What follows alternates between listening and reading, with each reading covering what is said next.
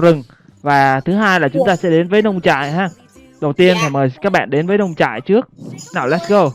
Thầy cho sói là gì thầy? À, chó sói hả? Chó sói gọi là wolf. Từ wolf này tí thầy sẽ mô tả ha. Theo các con thì ở trong phải là đó cái gì đó hả thầy? wolf. Rồi thầy nói nè, ở trong nông trại thì thường các con thích bạn nào nhất? Các con vừa thấy cái hình ở trong nông trại. Cuốn thầy ơi, con cuốn. Ok, Bảo thích con gì nhất Bảo? Con chó. Chó luôn. À, bạn Quân. Thích gà nữa thầy ơi, em thích gà thầy. Ok. À, thầy mời bạn Quân nào. Bạn Quân thích gì nhất nào? Chó con luôn. Chó con. Rồi thầy mời bạn Hiền nào. Bạn Hiền thích bạn nào nhất trong khu trong nông trại nào? Dạ con thích con khác. Con cat. Ok. Rồi, now class let's say farm. Chúng ta có farm là nông trại, chúng ta cùng đọc từ này nhé. What from Animal. Đúng rồi. Do you like? Ok. Trước khi chúng ta đọc cả câu này, các bạn sẽ cùng đọc cho thầy cái từ động vật nông trại. Mình gọi là farm animals. From an animal. Đúng rồi. Động vật ở trong nông trại. Đúng rồi, với từ farm là nông trại và animal là động vật ha. Và chúng ta có câu cần nói đó là what farm animals do you like? Thầy mời các bạn cùng đọc nào. What farm animal do you like? Do you like? Thầy mời bạn Hiền đọc lại nào. What farm animal do you like? What farm animal do you like? I like pig. Nào Cường. What farm animal do you like? What farm animal do you like? I like cat. I like horse. I like horse.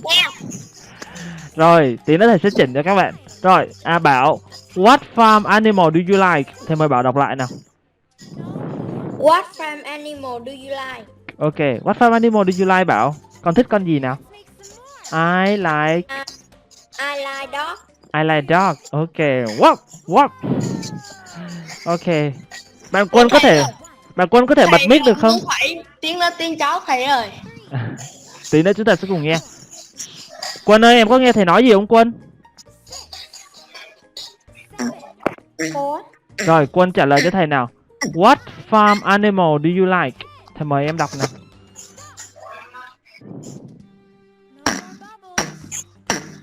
Rồi, cái mic của bạn ấy bị sao rồi. Ok, bây giờ chúng ta sẽ cùng đến với các cái động vật trong nông trại nha. Đầu tiên, con này không ở trong nông trại, nó hay bay ở ngoài. Mình gọi là thầy mời cả lớp nào. Bird. Ok, nào let's listen. Bird. Ok. Do you like bird? Quân. Do you like bird? Bạn Quân có thích bạn bird không nào? No.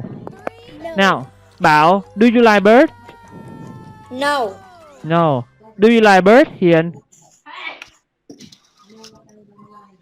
No, I don't like. No, I don't like. Okay, thank you. Now, class, let's say bird. Bird. Okay. Bird. Mouse. Oh, yes. Mouse. Again, mouse. Okay. Bảo, what animal is it?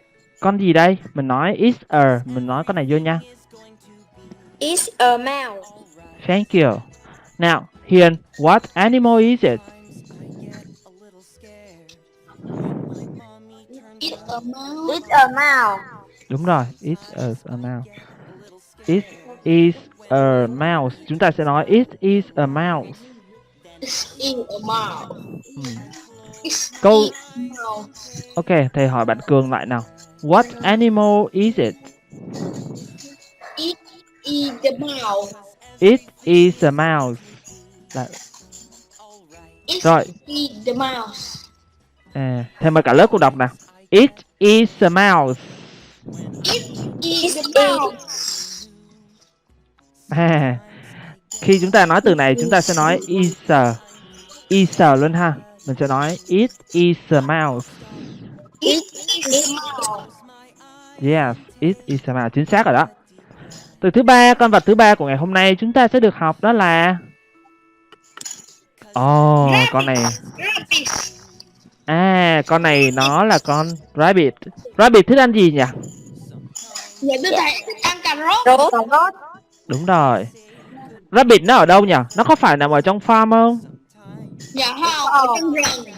À, chúng ta có farm là nông trại và chúng ta có jungle là rừng. Các bạn cùng đọc cho thầy hai từ này nhé. Từ đầu tiên, đọc cho thầy từ nông trại trước nào. Các bạn đọc cho thầy từ nông trại trước nào. Farm. Và chúng ta nói từ rừng. Jungle. Ok. Khi chúng ta nói bạn thỏ sống trong rừng, chúng ta sẽ nói rabbit is in. Yes, rabbit is in the jungle. Rabbit is in the jungle. Thầy mời cả lớp cùng đọc nào. Rabbit is in the jungle. Thầy mời bạn Hiền. Where is a rabbit? Bạn thỏ sống ở đâu nào? Rabbit is in the jungle. Cường để cho bạn đọc nào Cường. Cường để cho bạn nói nào. Rabbit is in the jungle. Đọc lại cho thầy khu rừng nào. Jungle. Jungle. Đúng rồi. Rabbit is in a jungle. Rồi, Hiền đọc lại một lần nữa nhé. Rabbit is in the jungle. Rabbit is in the jungle. Rồi, thầy mời cả lớp cùng đọc khu rừng nào. Jungle. Jungle. Jungle. Đúng rồi. 1, 2, 3. Jungle. Ok. Con này 1, 2, 3 mới đúng thầy ơi. Con này có sống ở jungle không nào? Chicken is in the farm. À, con này sẽ sống ở trong nông trại, gọi là farm. Vậy là chicken như bạn Cường nói, chicken is in the farm. Các bạn cùng đọc với thầy nào. Chicken is in the farm. Chicken in the farm. Rồi thầy mời bạn Bảo cùng đọc lại cho thầy câu này nào. Chicken is in the farm. Chicken is in the farm. Khi em đọc chữ is, em nhớ đọc thêm chữ sờ nhé. Rồi thầy mời bạn Quân nào. Chicken is in the farm. Chicken. Ok. Rồi thầy mời bạn Cường nào. Chicken is in the farm. Chicken is in the farm. Ok. Bây giờ thầy sẽ hỏi câu hỏi này nha. Is chicken in the jungle? Bạn gà có phải nằm ở trong rừng không? Dạ cũng có loài gà sống ở trong rừng thầy, gà rừng thầy. À, mình sẽ gọi gà rừng bằng một từ khác ha. Còn gà này là gà nông trại. Gà nông trại có sống trong rừng không nhỉ? Dạ không. No, vậy sao mình nói no it isn't. No Okay. it isn't. Ok. Từ no it isn't này em cũng học rồi luôn thầy ơi. Ok em. No it isn't. Ok. No it's not mà thầy. Is not nó bằng với lại chữ isn't. Mình có thể nói no it is not hoặc no it isn't đều được ha. Now, class, let's say chicken. Chicken. Okay. Okay. Chicken. Thầy ơi cho em nghỉ. Ủa, tới giờ học luôn rồi hả? À các bạn học hết các từ đi rồi rồi em hãy nghỉ nhá, còn mấy từ nữa thôi. Tranh thủ nha. Rồi, đọc cho thầy các từ kế tiếp nào. Cat. 1, 2, 3. Cat. Ok, cat. Chúng ta có từ tiếp theo. Dog. Okay, let's say again. Dog. Dog. Okay. Number 3. What animal is it? Các bạn cùng đọc với thầy nào. Cow. Cow. 1, 2, 3. Cow. À, âm này mình gọi là âm au nên mình gọi là cow nha. Các bạn ghi nhanh các từ này vào dùm thầy nào. Từ kế tiếp nào. Thầy ơi. Ghi nhanh những từ đó vào dùm thầy. Rồi, con kế tiếp nào. Rồi, đọc dùm thầy từ này nào. Duck. Duck. Đúng rồi. Quack. Rồi, thầy mời Bảo đọc cho thầy từ này nào. Duck. Thế mời bạn Hiền nào. Rồi, thầy mời bạn Cường. Duck. Thầy mời cả lớp. Duck. Ok. Bạn kế tiếp là gì nào? Pig. À, thầy mời cả lớp nào. Pig. Pig.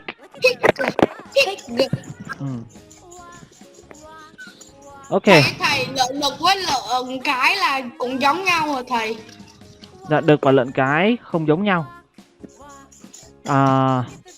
Lợn. Bây giờ các bạn sẽ cùng chơi với thầy một trò chơi trước khi bạn Hiền nghỉ nha. Các bạn sẽ cùng ấn vào đường link để chúng ta làm nhanh một bài tập ngắn. Thầy ơi. Giờ Hiền nghỉ luôn rồi. Rồi ok. Thầy gửi link á, tí khi nào học xong rồi ấn vào chơi để chơi nha. Dạ. Rồi, thầy chào tạm biệt Hiền. Goodbye. Các bạn ơi, các bạn còn lại các bạn ấn vào đường link vào game vừa rồi để chúng ta bắt đầu chơi nhé. Con không thấy đây rồi. Các bạn có thể ấn trong Zalo hoặc là các bạn ấn trong đường link thầy vừa mới gửi. Ủa? Thầy ơi, thầy đã gửi đâu thầy? Trong Zalo ấy em. Em bấm lên cái mục bức chat luôn thầy. Cũng được.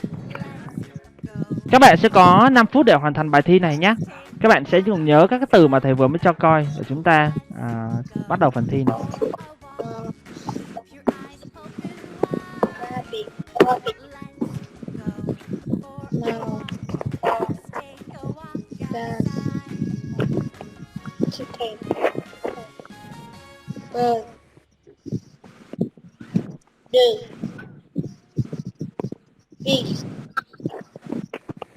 Tiger.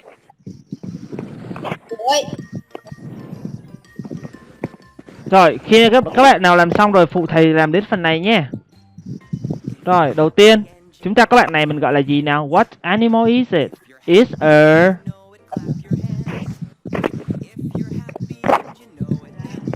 Bạn Cường làm xong phần này chưa nào? Dạ em đang nhắn tin luôn rồi thầy. Ok. It's a cow. Now, what animal is it? It's a dog. Em xong rồi thầy ơi. Ok. Quay lại đây giúp thầy nào. What animal is it? It's a... Cho thầy từ từ để em quay lại đã. Nào. Giúp thầy với thầy quên từ này mất tiêu rồi. What animal is it? Đây. Cow. No. Đâu thầy, cho em thấy thầy ơi. À. Thầy biết rồi. Thầy vẫn còn để cái em đúng hết luôn thầy. Ok. Em nhớ con hổ luôn. Rồi, thầy đang cần các bạn này. What animal is it? Rabbit. Rabbit. Now, what animal is it? It's a cow. Đúng rồi. It's a dog. It's a rabbit. Rabbit. What animal is it? Mouse. Mouse. Cả lớp rất là tốt. Mouse. Now, what animal is it? It's a cat. Chính xác. Excellent. What animal is it? It's a chicken. Uh-oh. Dear chicken. What animal is it? Bird.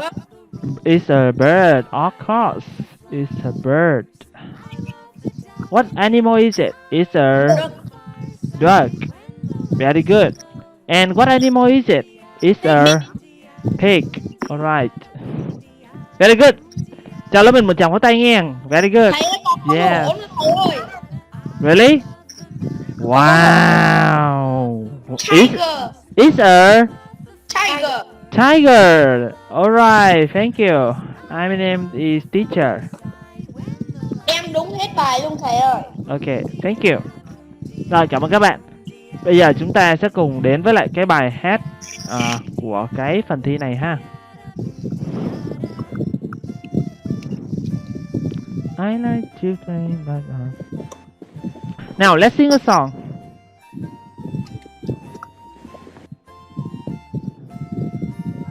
Nhạc nó hơi nhỏ nên các bạn cố gắng nghe nhé.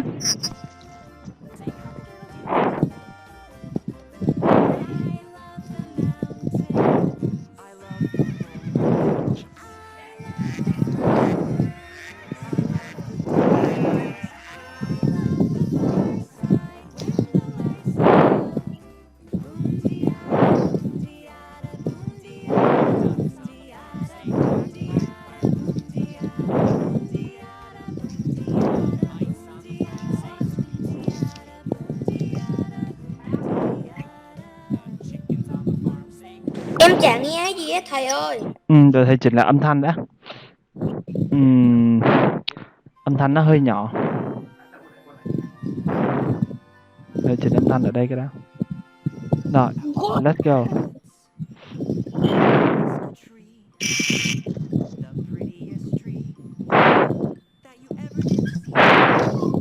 Cái gì hết thầy ơi. Con Các bạn nghe rõ chưa?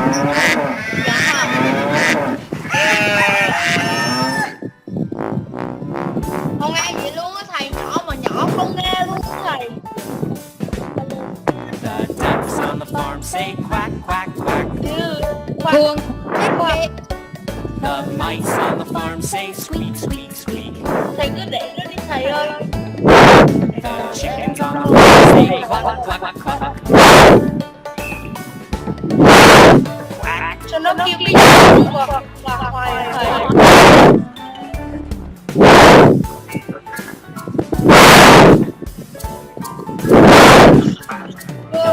The farm say oink, oink. The goats on the farm say meh, meh, meh.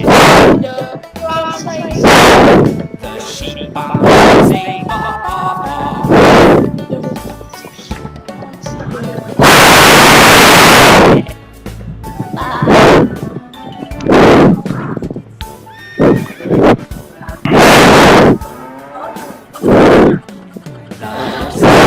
Say nay, nay, nay. The pigs on the farm say moo, moo, moo. The pigs on the farm say cock-a-doodle-doo. Thầy tắt tiếng cho chúng ta tập trung chúng ta nghe nhé, chúng ta hát theo.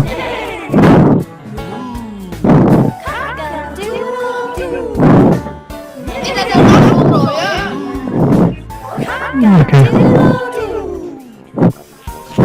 Các bạn hát nhanh hơn nhé. Little faster. The ducks on the farm say quack, quack.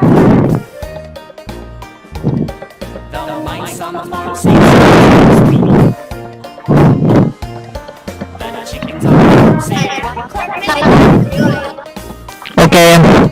Quack, squeak, cluck. Okay, a little faster. The pigs on the farm say oink, oink.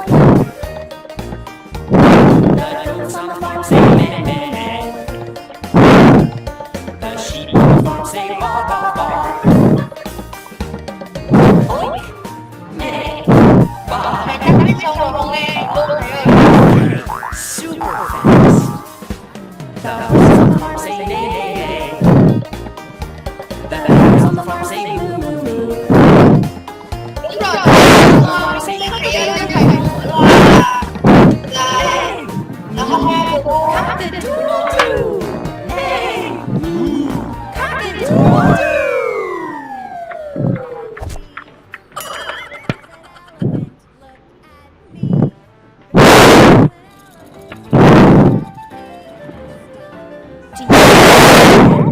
Yes, I'm a dog. Rồi, trước khi chúng ta đến với phần thi kế tiếp thì chúng ta sẽ cùng ôn lại các cái từ này nhé. Trước khi chúng ta đến với những từ mới nha. Các bạn đọc theo thầy nào. Now, what animal is it? Thầy sẽ hỏi từng bạn nha. Rồi, thầy sẽ mời bạn bảo nào. What animal is it? It's a... It's a bird. Okay, very good. Now, Cường, what animal is it?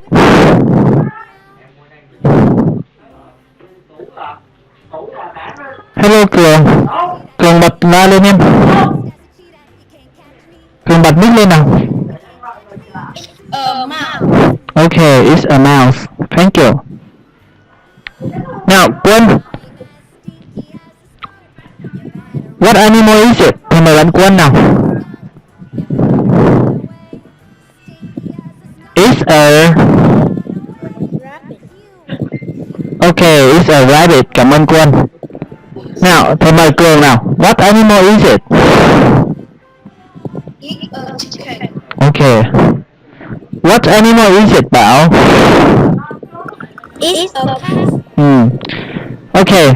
Do you like a cat, Bảo? No. I don't. No, I don't like. Now, where does the cat live? Where is it, Cường? Where is it? Nó ở đâu nào? In the in a jungle or in a farm? In the farm. Okay, good. Now, Quân, what animal is it?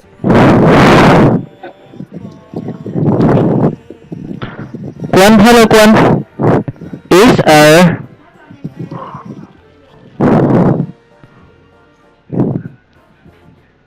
Bạn Quân không nói rồi. Rồi, thôi mời bạn Bảo nào. What animal is it? It's a dog. Where is the dog? In a farm or in a jungle? Thôi mời bạn. Thank you, in a farm. Now, Cường, what animal is it? Trả lời xong câu này đi rồi, trả lời uống nước nào. What animal? Cow, ok. Rồi em đi uống nước đi, nha. Nào, câu hỏi cuối cùng và cuối cùng, bà Quân có thể nghe được máy thôi không nhỉ? Alo Quân. Quân ơi. Rồi, bạn Quân không nghe được máy rồi. Rồi, vậy thì con cuối cùng thầy sẽ nhờ bạn Bảo nha. Now help me with this animal. What animal is it? It's a duck. It's a duck. And is it in the jungle? Is it in the jungle? Yes or no? No. No. Where is it? It is in the... It's in a farm. Okay, it's in a farm. Thank you. Bây giờ chúng ta sẽ đến với phần thi thứ hai. Các bạn sẽ được chơi một trò chơi dưới đây. Các bạn sẽ chơi nhanh trò chơi này nha.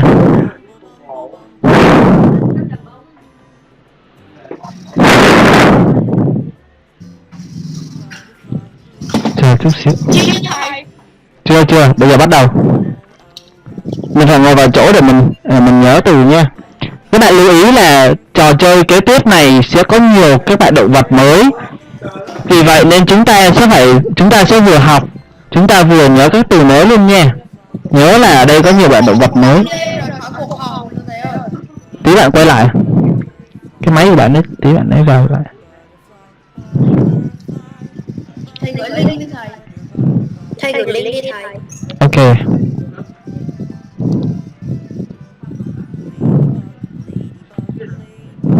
Ê Bảo ơi, mày bấm vào cái mục bút chat á, bấm vô là thầy cũng gửi lên trên nữa.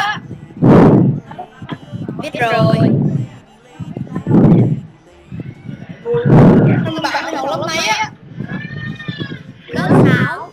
Bảo lớn hơn hơn đấy. Mày ấy là sao thầy? Bảo lớn hơn Cường 2 tuổi. Một thầy ơi. Năm nay Bảo lên lớp mấy? Năm nay em lên lớp 6. Năm nay Bảo lên lớp 6, còn năm nay Cường lên lớp 4 đúng không nào?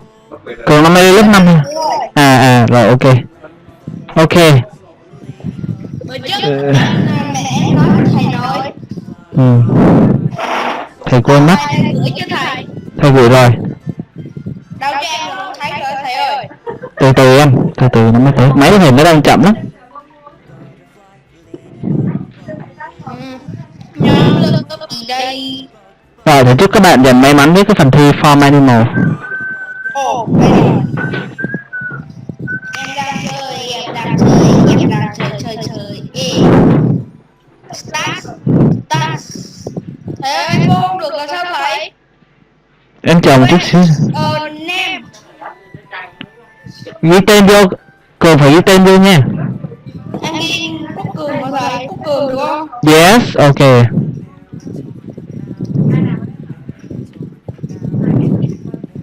Start game. 3, 2, 1. Go. Go. Oh. Yes. Bảo vào được chưa Bảo? Vào rồi thầy ơi. Bảo ngồi lòi đúng không? Bảo ngồi lòi luôn thầy. Let's go. Thầy ơi, sao con gà lại là chicken mà thầy? Nó là ghi là hen. Hen là gà mái con. Hen là gà mái. Rooster là gà trống. Ok. Big Slang là gà, là con gì thầy quên rồi. Con heo gì đó. Bây giờ phải nhớ rồi nè. Bây giờ là lúc con phải nhớ bài nè. Đúng rồi thầy ơi. Giờ em nhớ luôn rồi thầy ơi, em sai nãy giờ có được câu rồi thầy ơi.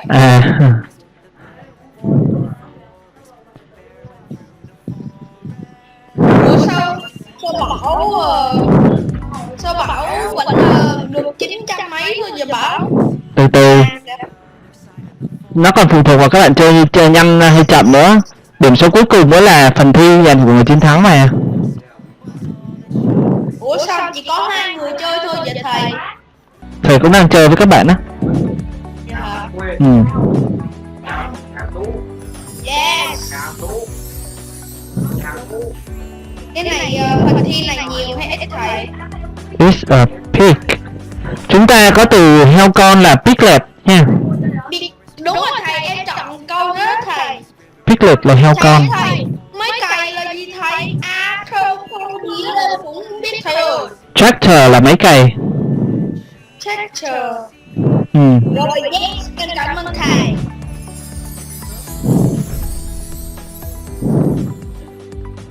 Em đợi thầy 1 điểm.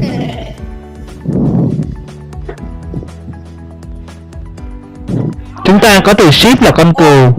Thầy hen là gà trống đúng không thầy?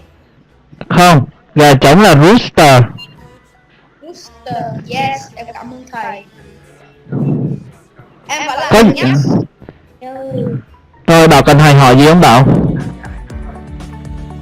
Không thầy. Ok. Ôi trời ơi.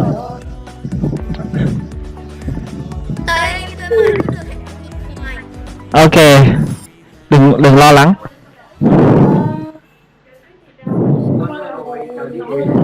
Thầy ơi thầy. Con gà gì thầy ơi? Gà con của thầy là cái gì đó thầy? Chick là gà con. Dạ đúng rồi.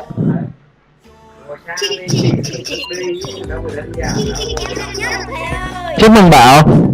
Ủa? Cường thầy không mà. Tại em chơi xong. Các bạn nhớ ghi điểm số lại nha. Dạ. Điểm số của các bạn mới đếm được. Quân có cần thầy giúp gì không Quân? Không thấy linh thầy ơi. Có 12.000. Rồi. Thầy gửi lên trong nhóm Zalo ấy Quân. Trời ơi, gì mà ít điểm vậy? Cường 15.330 điểm. Hết chơi rồi. Rồi thầy vừa gửi lên trong một bóng chat đó Quân. Ấn vào trong đó cũng được. Em chơi xong rồi thầy ơi. Rồi các bạn chờ 1 phút cho Quân chơi xong thôi nha. Các bạn bạn giúp thầy nào. What name is it? It's a farm hay là it's a farmer nào? Farmer. Farmer đúng không nào? Thử nhá. Dạ. No, farmer không đúng. Đúng rồi, em nhầm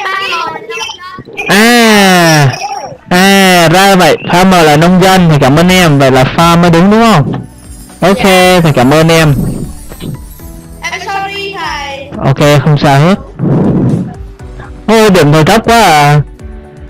What name is that? A tractor hay là a bus? Thầy ơi, cái thứ nhất. Là cùng đọc với thầy nào. Tractor. Tractor. Tractor. Yes, a tractor. Ôi ôi, cái ông này là cái ông siêu nhân là mạnh ngầu lòi lắm nè. Nào, chúng ta có bạn này gọi là gì nào? A hen hay là a rooster nào? Rooster. Bảo, ở đây là hen hay là rooster Bảo? Rooster. Hen là gà trống. Hen là gà mái thầy ơi. Ok, a hen là gà mái. What name is this animal?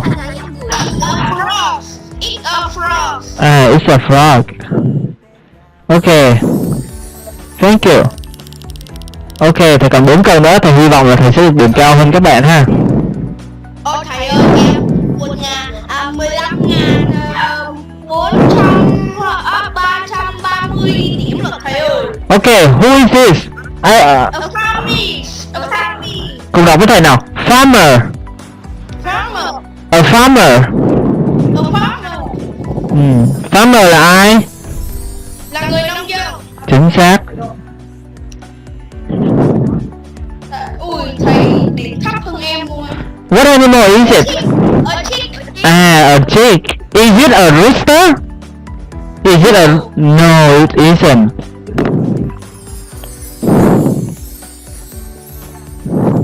Rồi thầy vẫn điểm thấp hơn em. What is the name of the animal? A rooster or a hen? A hen. Is it a hen? Is it a hen? Yeah. Yes, it is. Right, a hen.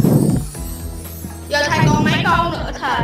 Thầy còn mỗi một câu thôi. Is it a hen? Is that a hen? No. No. Isn't. Rồi thầy hết. Thầy hết điểm vào 1 điểm.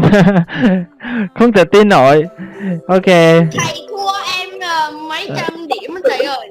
Thầy thua điểm bạn Cường đúng không nào? Rồi, thầy cảm ơn các em. Đúng thầy, em chơi giờ em chơi trò chơi toàn là hạng nhất không đó thầy.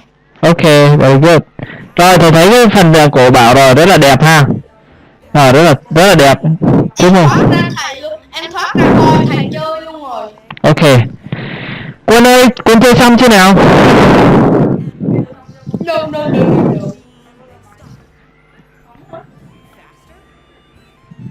Thầy em học tiếp